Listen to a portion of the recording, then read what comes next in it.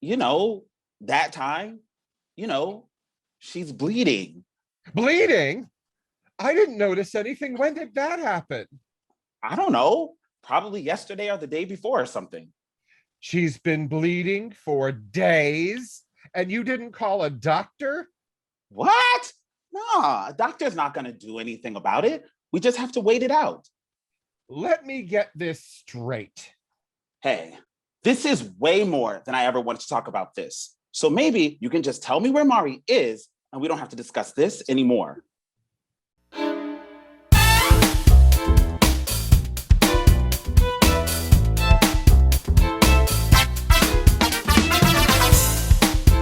This play has an iguana for a protagonist by Liz Dooley. Lights up on Arthur in Mari's living room. Hello.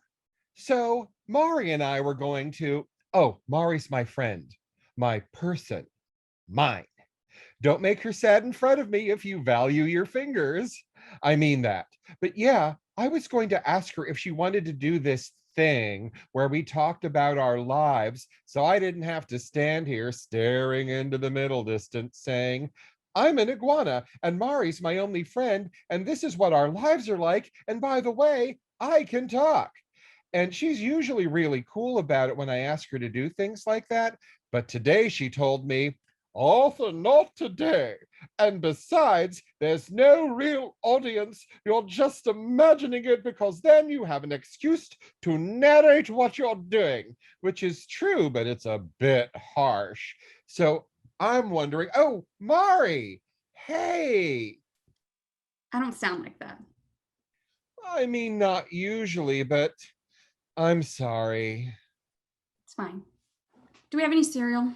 It should be in the thing. Hey, Mari, are you okay?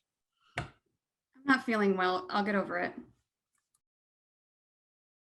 So yeah, in lieu of that, I'm an iguana and Mari's my only friend, and I'm sorry, you caught that too, right? She said she wasn't feeling well. That's weird. I can usually tell if she's sick. We're pretty close. Again, my human. The only real problem I have with Mari isn't even a problem with her. It's her boyfriend. Now, I'm never going to think anyone's good enough for Mari per se, but Jeff, well, Hey there, Arthur Pendragon. I could pick Uh, out a better man in my sleep. I hey, tolerate you. hey there, Arthur Pendragon. Uh. I tolerate you. Hey, brilliant idea. What if I called you Zardos after the movie, but also then you'd be Zardos, like lizard, Because you're a lizard. How dare you? That is our Sheesh. word. Sheesh, what's gotten into you? If you must know, I'm worried about Mari. Something wrong? Yes, actually. She's tired and kind of emotional. And I mean, it happens and she's entitled to her emotions, but she also said she isn't feeling well. So I don't know what that's about. And I'm worried she might be sick. And you're the boyfriend. So I have to say, the fact that you don't already know that reflects pretty poorly on your performance, if you ask me. Oh, you know what it is. It's probably that time. You know, that time, you know, she's bleeding. Bleeding? I didn't notice anything. When did that happen? I don't know, probably yesterday or the day before or something. She's been bleeding for days and you didn't call a doctor? What? No, a doctor's not going to do anything about it. We just have to wait it out. Let me get this straight. Hey, this is way more than I ever wanted to talk about this. So maybe you can just tell me where Mari is and we don't have to discuss this anymore. Okay. So apparently Mari either has some horrifying new disease or was terribly injured at some point when I wasn't there to intervene. And either way, She's been bleeding out for days and she's beyond medical assistance. And all this dying is making her irritable. That makes sense.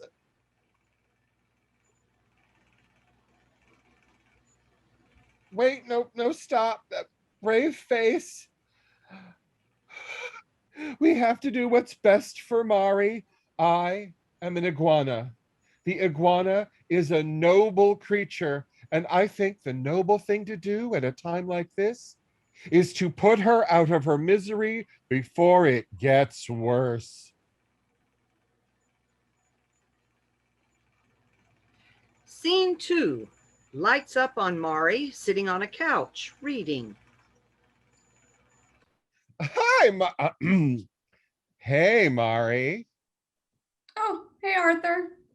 Listen, I'm sorry about snapping at you earlier. I'm just not feeling so great today, but I'm kind of out of it, you know? No, I completely understand. It's okay. Thanks. I might be here a while, but you can turn on the TV if you want. Is it okay if I just sit with you? Of course, bud. Arthur sits next to her and puts his head on her knee. So, what are you reading? Is it any good? It's pretty good, yeah, but the romantic subplot is a little convoluted. Can I get you anything? No, I'm good. I just took some ibuprofen. I'm waiting for that to kick in. Mari, just so you know, I can take care of Jeff. So if you're worried about that, don't be. It'll be fine. Arthur, for the last time, I don't want you to hire a hitman for my boyfriend. I like my boyfriend. I know, that's not what Mm. Mari? No, I'm sorry. God, I wish the ibuprofen would kick in already. Do you want to hear about the rabbits? What rabbits? Oh my God, do we have rabbits under the porch again? Oh, did you see them? Are they just... Arthur lunges to bite Mari's throat. Mari blocks him at the very last minute. He ends up biting Mari hard on the wrist. Ow! What was that for? It's okay. Don't struggle. Don't struggle? What are you talking about? Jesus, already bleeding. Just trust me, Mari. Everything's going to be okay. Sit down. What has gotten into you? Okay. I'm going to wash this out, get a bandage, and then you and I are going to have a nice long talk about appropriate responses to stimuli. You need help? No, thanks. I've got it. Just stay. Okay. I'm not surprised, of course. Denial and anger are the first and second stages of grief, after all. It's clearly going to take more of an effort on my part, especially if she's going to fight back. So, hold that thought. Okay. Now, do you want to... Arthur? Arthur! Ah!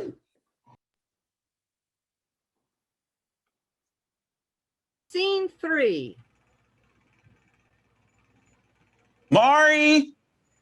Mari jumps out from behind the couch and pins Jeff to the floor with his arms behind his back. What in the? Oh, it's you. Yeah, it's me. Let me up. Sorry, it's turning into a day. Did you get them? Yeah, I got the cereal and also got the tranquilizer darts. Now, do you mind telling me what's going on? Mwah.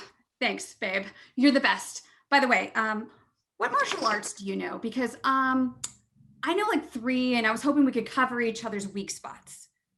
Martial art. Why do we even need all this?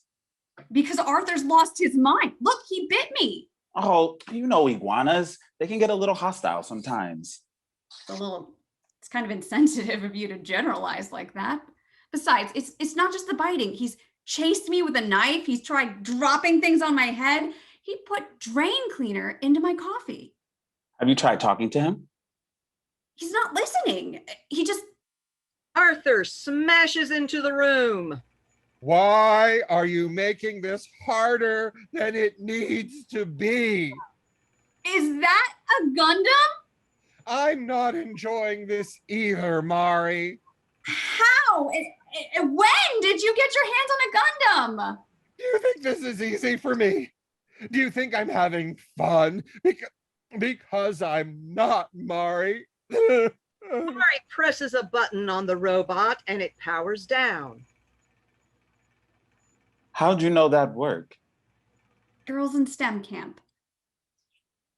Arthur?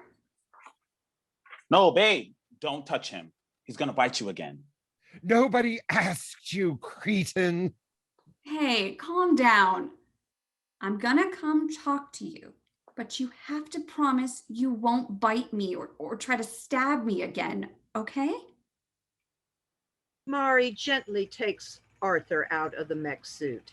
He curls up into her shoulder. You want to tell me what's going on, bud? I don't want you to die. Are you sure? Because that's not the impression I'm getting. Why didn't you tell me? I could have, I don't know what, but something. I still have no idea what you're talking about, bud. Okay, I think I get it now. If you want to just have a normal day, then that's what we'll do.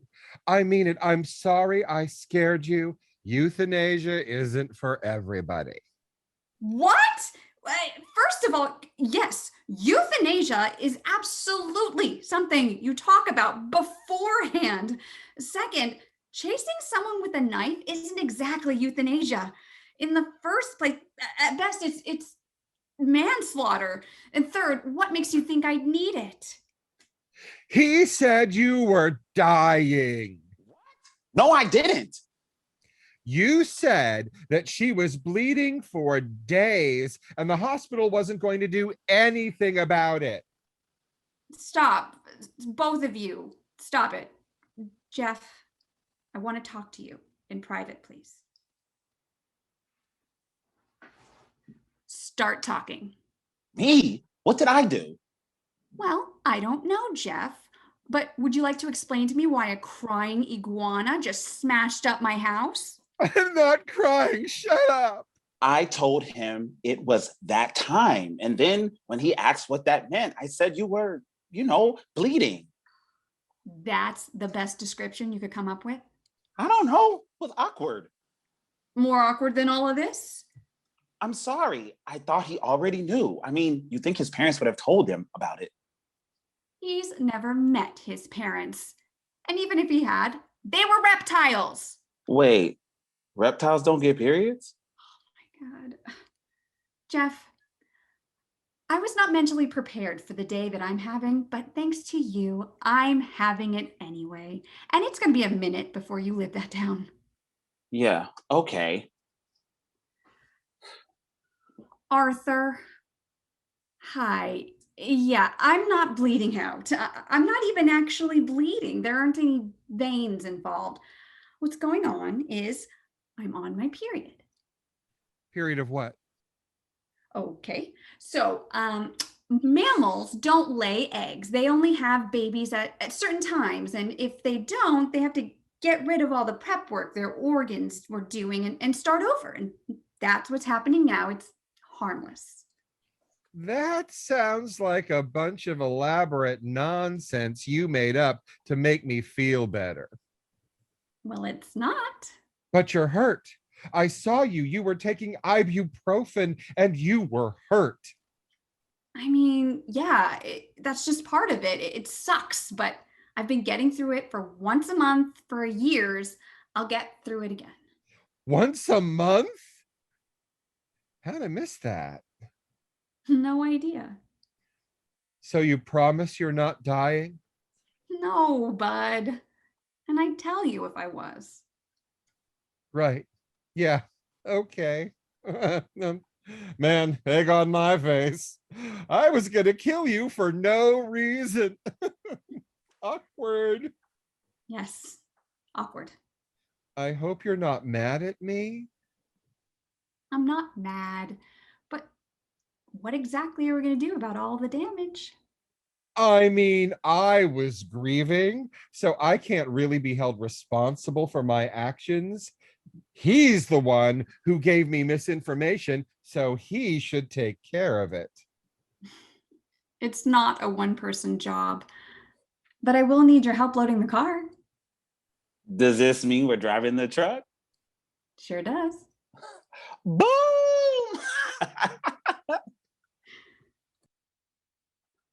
But I can keep the robot, right? What? Don't look at me like that. It's not like any of you told me either. And I'm keeping this robot. I worked hard on it. I should probably find some, glue or something. Stay tuned for part 2. Hey guys, I can explain. So I'm getting the sense that there are some questions.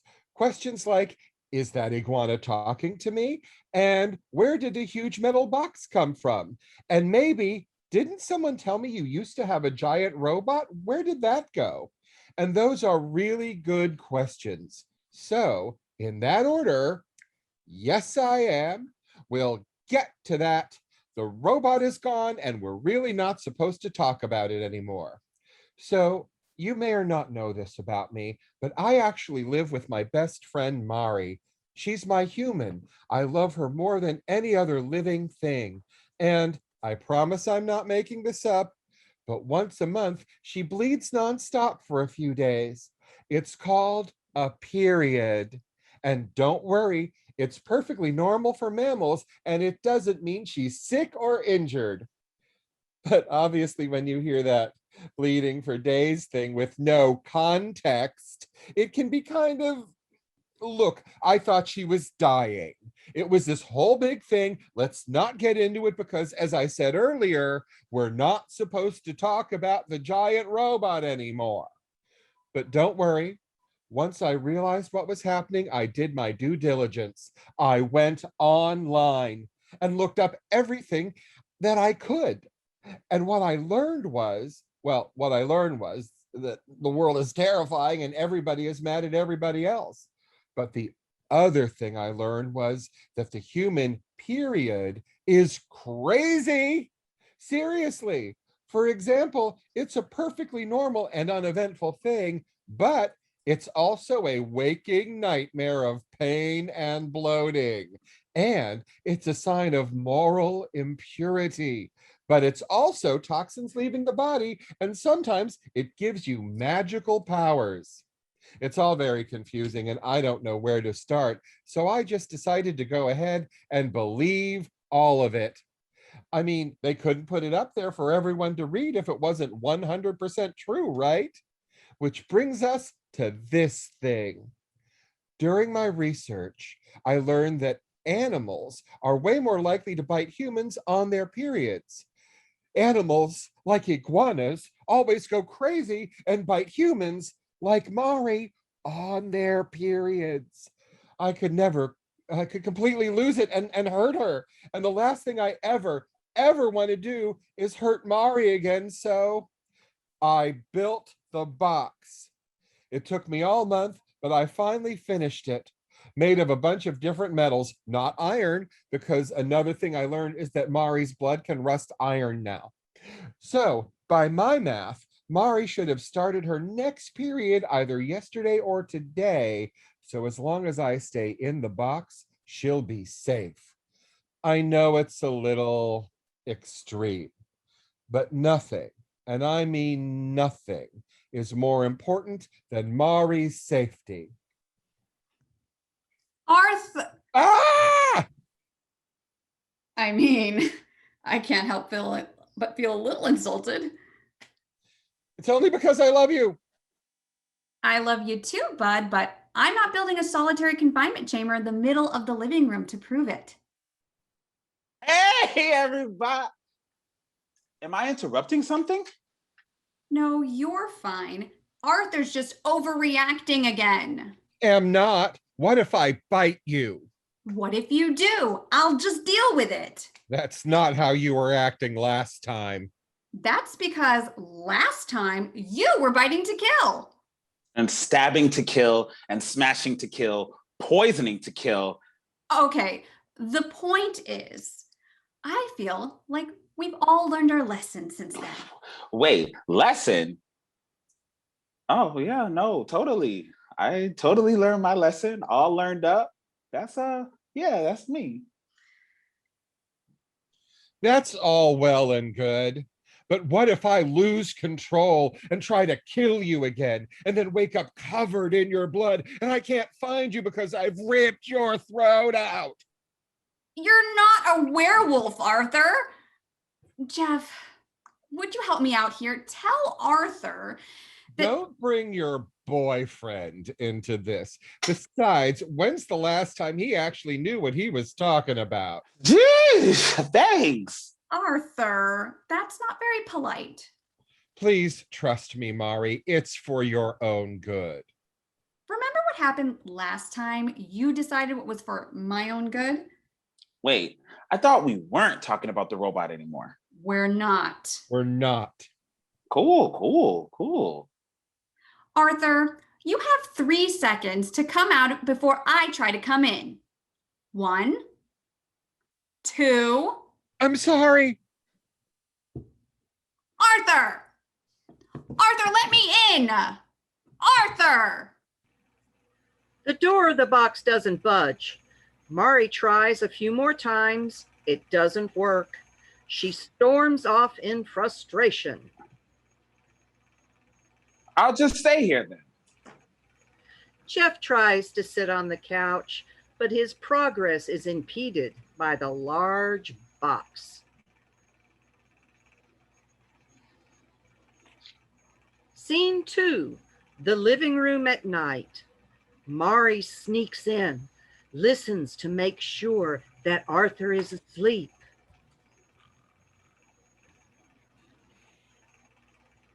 Has he taken the box? Sneaks quietly to the door once she's satisfied that he is.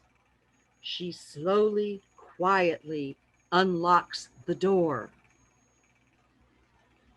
Shh!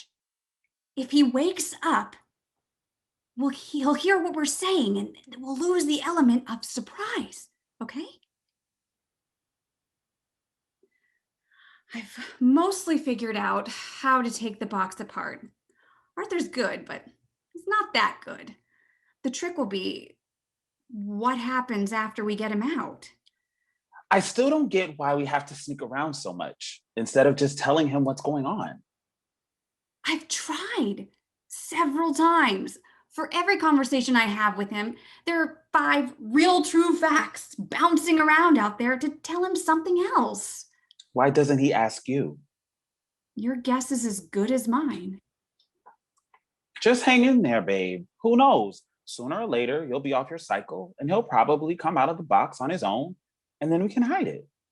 No, he'll find it or build a new one. It's not enough to get him out of the box. We need to convince him that he doesn't need the box. But if he isn't going to listen, Jeff, I don't know what to do. I miss him. What I don't get is why hasn't he gone off the deep end yet? I feel like that's not entirely true. No, but the box isn't smell proof or like aura proof or whatever he's afraid is going to make him bite you, you know? But he still wasn't trying to bite you, even when he was looking right at you. So you'd think that'd be a clue, right? Mwah! Jeff, you are a genius. Ah, genius. You should say that again when he's awake to hear it. Here's what we'll do. I've been looking at the box and it doesn't seem like it's reinforced on the inside. What do you want me to do? Okay, hold on. I'm getting to that now. Scene 3, the same set, daytime again. By my math, she should be off of her cycle by 10 a.m. tomorrow at the earliest, or 4:30 p.m. 2 days from now. And then I can put the box away for another month and everything goes back to normal. I wonder if Mari's washed her hair. Don't look at me like that. Half the things I learned during my research on human menstruation were about whether she should be washing her hair in her condition. It was a kind of an even split. Half of my sources said, do it or you'll die. And the other half said, don't do it. It'll affect your children. I trust her. It's kind of lonely in here. Lonely and dark. Also, don't tell Mari because I don't want her to worry about me, but I'm pretty sure there was a spider in here yesterday. Don't worry, I took care of it. I think, I hope. Mari's the spider wrangler around here. She's really, geez, I can't wait until this is over. I just have to focus on that. Just focus on, I really do love her, you know. I mean, how many people would you build a giant metal safe to hide yourself from? I'm fine, really. It's great. It's surprisingly well ventilated in here. 10 a.m. tomorrow. Mari and Jeff enter with a purpose. She stops, turns abruptly towards Jeff, and gives him the signal. Mari scurries behind the box. Hey, friendo. Hi, acquaintance-o. So you built a box? Astute as ever, Jeff. Is there a reason you're here? You sure do like building things, don't you? Zardos. Just ignore the Zardoz thing. It's just Jeff being Jeff. Who are you talking to? Don't worry about it. You were pretending to talk to an audience again, weren't you? Jeff, what's your point? No point. I'm just making small talk, man to man, or man to Liz. Man to, never mind. Forget it. That's what I thought. So, like, you do like building things. You already said that? Yeah, well, that's because it's twice as true as I thought it was. Jeff, I know what you're doing. Wait, you do? You're here to convince me to get out of the box. Will you? No. It's just that Mari misses you. She'll be like, Jeff, you know what I miss? And I say, those sugar cookies with the bats on them that you can only get in October. And she says, yeah, but not as much as I miss Arthur. I miss her too. And you know, you're really hurting her feelings pretty bad. The word is badly. I'm hurting her feelings badly. Wait, Yeah. I am? Yeah. She's all, I don't understand why Arthur's hiding from me. I've been going through this for years and he's never been afraid of me before. She thinks I'm afraid of her? I mean, you built a huge metal safe to keep her away. Was she supposed to think you? The huge metal safe shakes a little. What was that? I Timothy wants to bite. What was, Jeff, you heard that too, right? Do you want to bite? Like, are you feeling the urge to bite? Mostly I'm feeling the urge to make sure the house isn't haunted or on a fault line or something. But no biting, no violence of any kind. No, of course I don't feel violent. Why would I? Exactly. Why would you? You're not making any... Another shake. Mari, come on. I was going somewhere with this. Mari's here? Oh, babe, did I just blow it? I just blew it, right? Mari, you can't be here, right? It's fine, Jeff. I almost got it. God, what? What are you? Look out! Look out for... Mari and Jeff begin to book it out of the way. With a loud crash, the box falls apart. Neither Mari nor Jeff are anywhere to be seen. Curse that girls in STEM camp.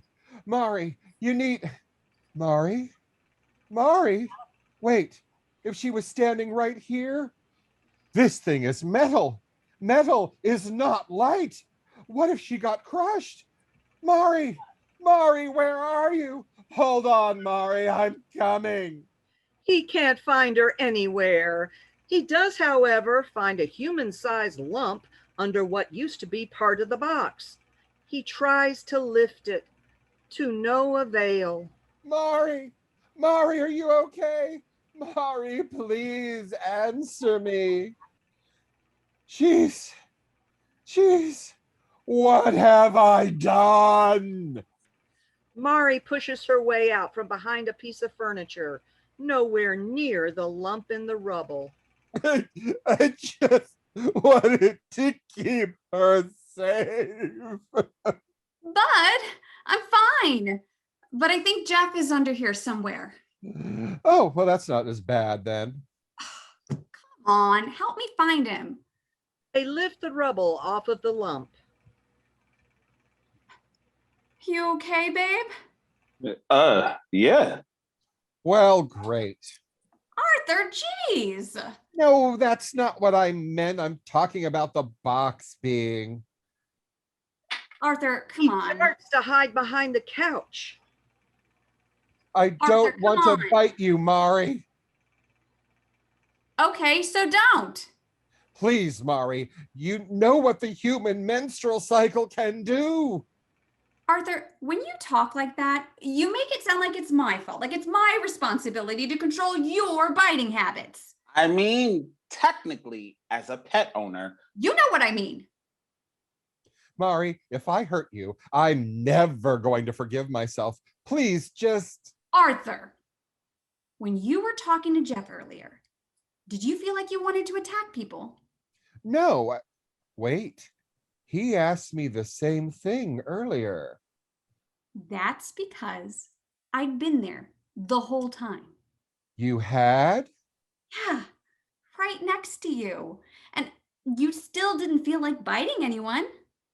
No, I guess I didn't. So maybe me being on my period isn't the big catastrophe you thought it was? But what about all that stuff I read about the magic and the toxins? Arthur, I still don't know why you don't just ask me. I'm right here. You can ask me whatever you want. I can? Sure, bud.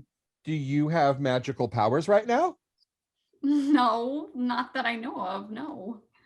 Did you do something to make this happen? Like, I can't imagine you doing anything bad. There was this one guy who said people only get their periods after. What? No.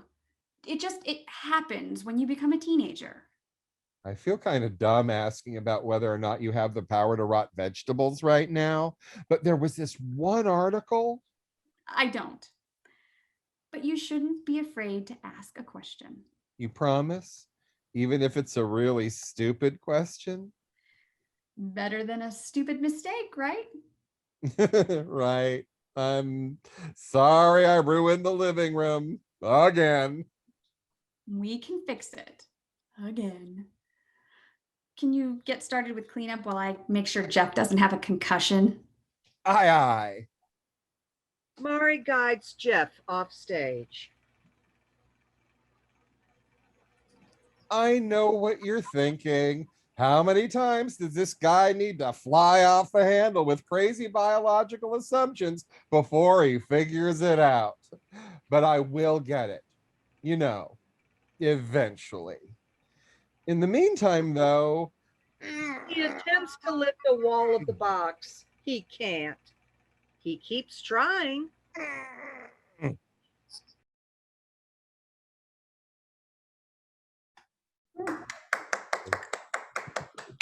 Woo! And if the members of the audience want to turn on their mics to ask questions, they can. I am AJ Campbell, and I am, hello, everybody's here. And I'm the producer for the Quarantine Players. Let's talk to Monica Cross, our director. Hello. Monica, there was a lot of I staging challenges in the show. Yes, I read this play and I remember telling AJ how wonderful it was, and AJ was like, "Oh, do you want to direct it?" And I was like, "Yes." So, thank you, AJ, for contacting Liz and giving me the opportunity to direct this. It did have a lot of staging challenges, which I think is. Some of them I think were solved by Zoom and others were created by Zoom, right? And I think that the Zoom screen really gives us a great opportunity to play with a puppet version of Arthur, but the smashing up of an entire living room was not something that we could visualize in this setting. So I really think that it was an enormous amount of fun to do this in Zoom. But I would also really love to see this on a stage at some point. And I know that it has been in the past, and I would love to see it again. Scott, you played the voice of Arthur in the manner of a much younger Jacques Vallant, right? Sure. If you say so, I'll take your word for it. How was it voicing in Zoom? It seems that time lags and everything can really trip us up. Yeah, the time. I mean, the biggest obstacle in Zoom is generally remembering to turn the mute on or not being aware that you've turned it off. But with this, what the challenge is that I'm, Clay's operating the puppet, I'm doing the voice, so I really I'm not really looking at the screen at all. So like 95% of what he's done, I haven't seen yet. So I'm looking forward to seeing that. But yeah, it's so much fun, and like every now and then I have to take a visual cue off the screen. But yeah, it's just all about the text and then trying to get it right, and then knowing that if you don't emphasize a word that's underlined, and I'm thinking of a specific one that I missed, I'm like, oh well, I guess we're just moving on. But yeah, it was fun, and I love it. And I'm not very good at memorizing things, so I was really happy to do it like with the script in front of me. Voiceover work is some of the toughest acting gigs out there, and vastly underrated by many people. Oh yeah. The amount of sheer work it takes. Scott and I are a part of the same playwriting collective, and we have a lot of different things that we do as a group, and one of them is that we get together and share with one another plays that we've found on the New Play Exchange that we feel like everyone in the group should hear. And so that's how I first found out about the first play, and then after we read it as a group, that's I discovered the sequel. And Scott read the voice of Arthur in that reading, and it instantly connected for me. And I was like, okay, when I found out that I was going to direct, it was like, okay, great. So is Scott available, and will Scott consent to performing for me?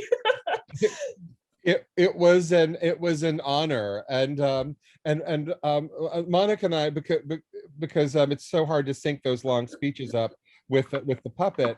Monica and I, we actually recorded them, but we didn't end up, due to a technical snafu, we weren't able to use the recording. So I asked tonight if I would be reading the whole thing, or we were using the recordings, and she said we would be reading the whole thing. And I said it's a pleasure to read all of these lines. It's truly, Liz. It is a sheer joy to say these words. So I was actually kind of happy that the glitch happened. No, you're crying. No, you're good. Shut up.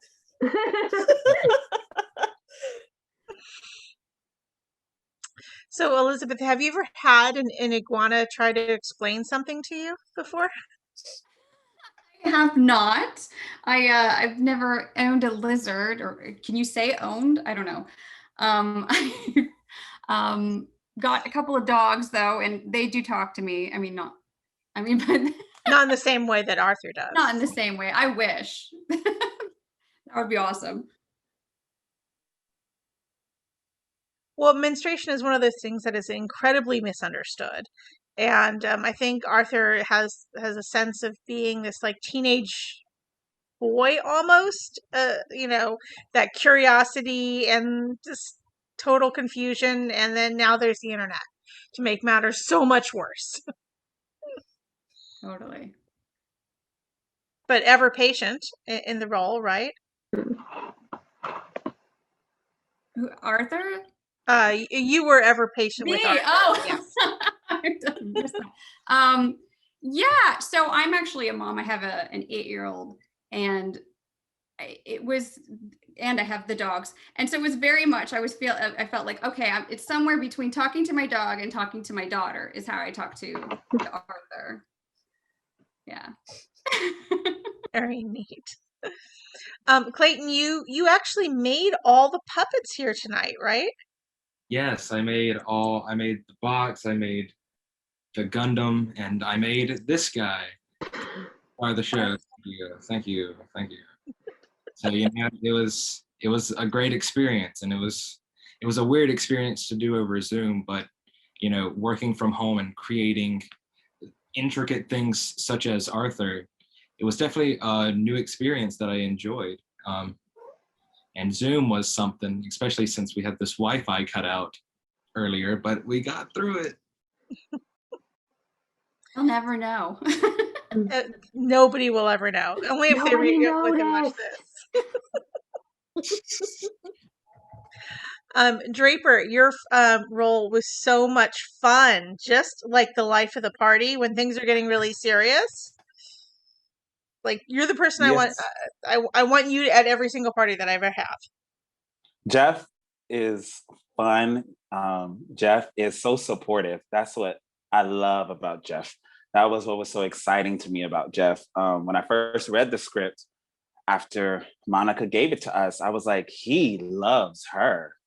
And that's what was exciting to play. So I feel his joy, his effervescence comes from a place of love and desire for Mari. And that's always fun to play. And anything that's full of desire and love, and that's what I want to play. So I feel that's really where it comes from to me.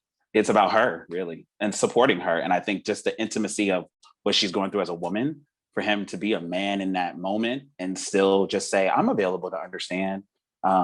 Teach me too. I just thought that's like the ultimate expression of love. So I had a ball. It was wonderful. Everything.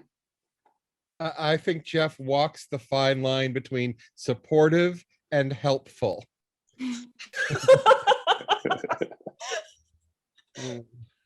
Yeah. Somewhere in there. Gail, you were on Gail, you were on stage directions. There's a lot of fun stage directions in this. Oh yeah. But we couldn't do them all.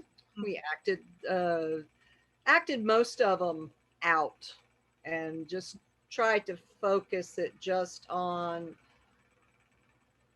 what may not have been able to be visualized in Zoom, or it was a point where it just needed a little bit extra clarification. Cool. Well, and now, not by any means least, our playwright. Give it up for Ms. Liz Dooley.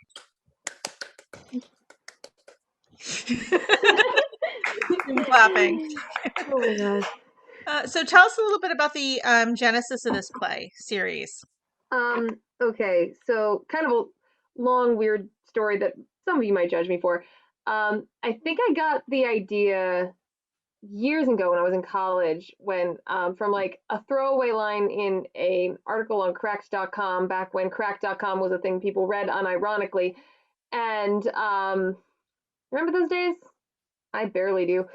But there was some line about like iguanas. It was some fun fact about iguanas will bite people on their periods, except not all the time, and also they will just sometimes bite for no reason. So I was like, well, that's helpful. But there was a throwaway line at the end of like, maybe it's trying to put you out of your misery because nothing can bleed that long without dying. And I was like, that's funny. And I guess my brain held on to it. Fast forward to my mid-20s.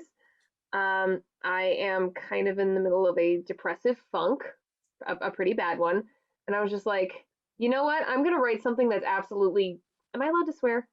Yes, go ahead, please. I'm We going to write encourage something it. that's absolutely goddamn ridiculous. And it's going to, and no, it's never going to see the light of day. It's just for me to see this for shiggles. I'm going to see if I can do it. And just every time I went back into that funk, I just went back and looked at it and laughed again, but I kept like editing it. Like, this would be even funnier. And eventually it got to the point where I was like, what would happen if I let other people in on the joke? And people apparently really liked it. The only person who's kind of ambivalent about it that I've met is my dad. He likes my sadder stuff. So I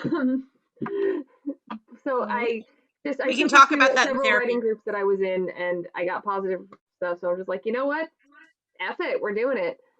Mhm. And that's how Iguana 1 started, and then Iguana 2 was just like, I have a lot of ideas, and I don't think I'm done with these people. And also, I low-key wanted to see what would happen if Jeff really did kill Mari. So I was like, let's see that. So I did. And you're planning a possible sequel, but Possible. we're not talking about it yet. It's all under wraps. I don't know how likely it is to see the light of day. I guess it depends on if I get very depressed again. But so let's all pray for that. Anyway, what I can say is if it comes to see the light of day, then 1, the series is called the Iguaniad now, and 2, she's pregnant. Mm. Um, And of course, the question is, where do we lay the eggs? Yeah, it's this. I think it's the thing. I want to. God, I'm trying to see if I want to talk about this or not. You don't have Like, to. You don't like just like Let a it real be a pregnancy. surprise for us all. Yeah, and just like a real pregnancy, you don't want to talk about it until you're sure everything's gonna go all right. But yeah, it's. I have ideas for the third one. But I can't. I don't want to get. I don't feel comfortable guaranteeing. You don't have to. But there is a chance that Iguana 3, I really did make a series out of this, didn't I, is going to hit the public consciousness. A Sorry, I'm budding talking way too much. franchise. You have What? a budding franchise going, huh? Just the trilogy. Just Lord of the Rings it. It's going to be great. Well, I am certainly ecstatic that this did not just stay a play that you kept in a desk drawer. I'm so glad that you've shared it with us, and I'm so glad that we get to share it with everyone. Never thought that my little inside joke to myself was gonna like resonate with people. I honestly, the first 3 times I showed it to literally anyone, I was like, they're going to hate it. I am a terrible writer. This is absolutely bug fuck crazy. And I guess not. I guess it worked. It's strangely great educational theater too. Yeah. How'd that happen? I also, my day job is I teach at a preschool and after school thing, and there are some kids who are coming up on there. And I was low key like, I could just like send this because it's gotta be less awkward than like talking to your parents about it. Just watch the reptile. Just everything will make sense. That was the other thing that kind of, I'm sorry if I'm talking too much, but I'm very excited about this piece. There wasn't kind of a lot of I grew up in a household full of women and the one dude who was in women's health, worked in women's health at the time. So there was no menstrual taboo. So when I hit the real world and everyone was like, oh, she's riding the Red Sea and it's Shark Week, I'm like, this is a period, dude. And I kind of just wanted to reflect that in something quasi-educational, just be like, don't be afraid of it. It's going to happen. It's not fun, but it won't, kill you. And it's not something to be ashamed of having per se. And it does stop. Eventually, in the macro and in the micro. Can't. Naturally and with help from others. Pharmaceuticals as well. I thought I saw someone with a raised hand in the chat a while back, but That was me. I had a question. Oh, yes. Oh, go ahead. Hi, everyone. My name is Diana Sanchez. I'm an actor as well, here supporting Draper and this production was so awesome. I was very happy to just listen and enjoy the Zoom theater experience. And so my question is actually for the actors, like, how was that for you? How did you feel about the rehearsal process, and how did you find a connection with your scene partners through the screen? Because before, there's like the fourth wall of the audience that sort of like feeds your performance, but then here you're just seeing, like, for right now, like, I don't have my video on, but like, how does that enhance, or maybe not so much enhance, the performance, because you're talking to this like little tiny square, or you're doing it on your phone, or it just, there's so many aspects of it that are different in this way. And so I'm curious to hear how that was for all of you guys. Thank you. Who would like to go first and answer? I have an answer. First of all, thank you for your question. I actually think what helps is that this is a reading. And so we are looking up. So my script is behind my camera. So we are looking up. And so that helps a little bit with that kind of, where should I be looking? How should I be? We're not actually reacting the way we normally would. The other thing, gosh, there was something else that your question made me think of.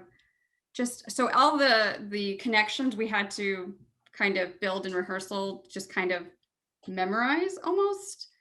And I was saying to everybody, oh, that's what it was. I said to everybody before we got here, it's strange that I got nervous before this, and I've acted on stage before numerous times, and I don't usually get nervous because I like the audience there. I like the feeling of people. And so it is a little strange, I will say, this Zoom theater.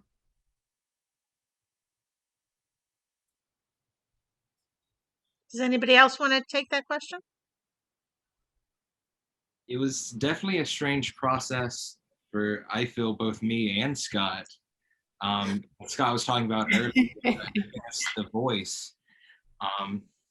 It was a whole different feeling than like acting on stage with another person, because we both had to come together to make this one character. And, I would go off of Scott and Scott would go off of me for all the talking, but in the end, we all had to make one character, and making that character interact with both Jeff and Mari. It was, it was a lot of fun, and it was definitely weird in a Zoom setting. I'm not a writer, but I feel like there's a metaphor there with like the mech suit and the two of you. Yes, totally. Yes. We're not supposed to talk about the robot anymore. Not supposed to talk.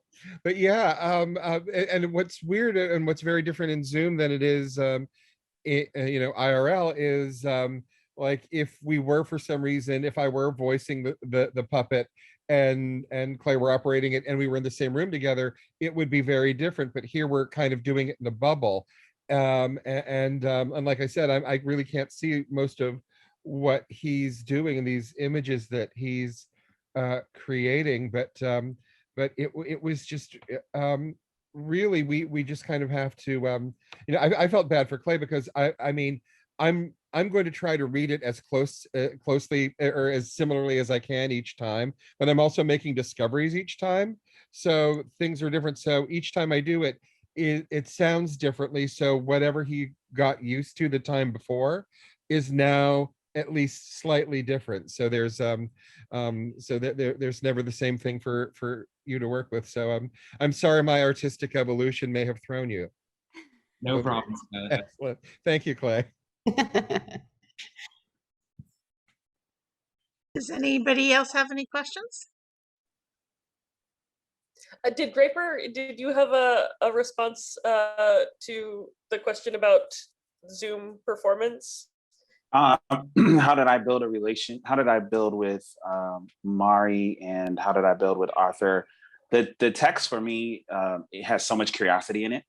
So I just leaned into really actively listening every time we rehearse to say, well, what do they think? What does Mari think? What does Arthur think? So that was really fun for me, that's how I built a relationship with them, and just listening to them, really, because the text is just so rich, because it's just so curious. Every line is something new, and I really had to actively listen to hear what they said back. So that's how I kind of forged my relationship, which was so much fun, because I kind of agree with you 100%, Scott. It was just so much in it that every time with your discovery, I heard Arthur make those discoveries. I say, wait a minute, what does Arthur really think? So that's how I could just build that intimacy in this medium, because I had to really listen, truly, which was so good and fun. And it was wonderful. It really was a wonderful, wonderful experience. Thank you, guys. Was there any other questions or? Well, let's take that opportunity to wrap up and say thank you all to all the actors who give generously of their time. And thank you to Monica, who wrangled this whole thing out of thin air, and Liz, who gave us this wonderful piece to work from. Thank you guys so much. This has been amazing, wonderful. I love. Sorry, words. This is why I write people to use words for me. So Clay, do not throw away the puppet. Oh no, I've already talked with Monica. I'm putting it on, a mannequin hand, so he'll just be in my life forever. It may come out of retirement. Number 3. You never know. Never know. Never know. We'll have this the audio from the show up on our podcast, and it'll be available on our YouTube channel, and it might just make some appearances on social media, little bits of it anyway. So please like, share, send it around, tell everybody how excited you are about it, and help us spread the word. Thank you, guys. Thank you. Thank you. Good night, all.